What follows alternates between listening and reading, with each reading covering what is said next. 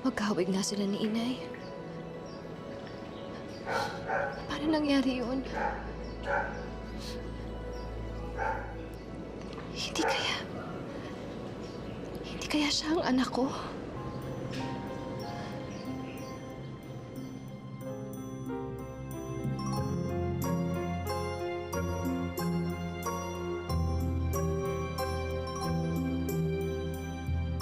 Alam mo anak, pareho tayo ng buhok. Sabi ni inay, ganito din daw ang buhok ko nung bata ako eh. Hindi tayo magkapareho ng buhok. Si Mami ang kapareho ko ng buhok.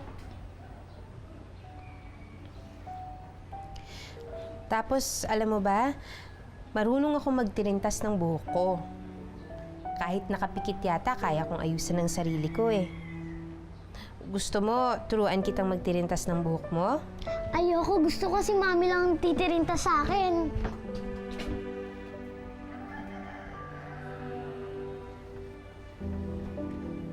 Bilib din ako sa'yo, Lisette. Kaya mong sikmurain yung sama ng ugali ng batang matagal mong hinanap at pinangarap? Hanggang kailan ka magiging ganyan? Anong balak mong gawin? Yung bahay, yung laruan, yung pagkain, pati yung buhok yung sa mami niyang hinahanap niya. Tama si inay. Tama ka din, Bonnie. Hanggat nandito kami at malapit siya sa kinalakihan niyang mami at daddy, babalik at babalik ang anak ko doon.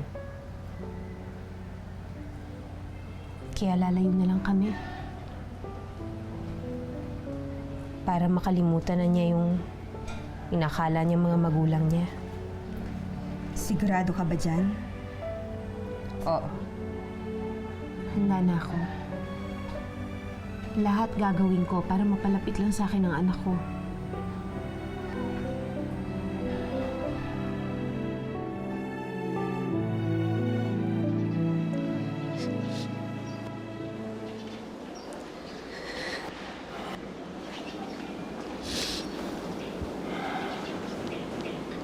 Miss mo na naman nanay mo. Di ba ikaw na rin nagsabi sa akin, bago siya mabawian ng buhay, she was very happy. So stop worrying. Okay?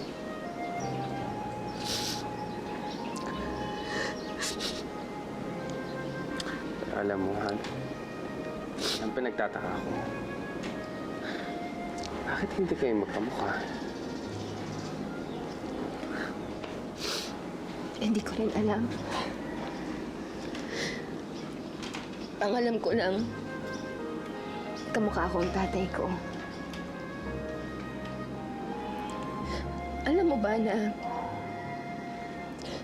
lumaki ako na pinagtatawanan ng nanay ko? Kaya galit na galit ako sa tatay ko nang pinagpalit niya ang nanay ko sa isang magandang babae. Ang nanay ni Bernadette. Sinumpa ako sa sarili ko. Para sa akin, si Inay ang pinakamagandang babae sa mundo. Kahit na lagi siyang tinutukso. Kahit na lagi siya pinagtatawanan. Kasi sinasabi nila na hindi daw kami magkamukha. Sinasabi nila sa akin na hindi ko daw siya tunay na ina.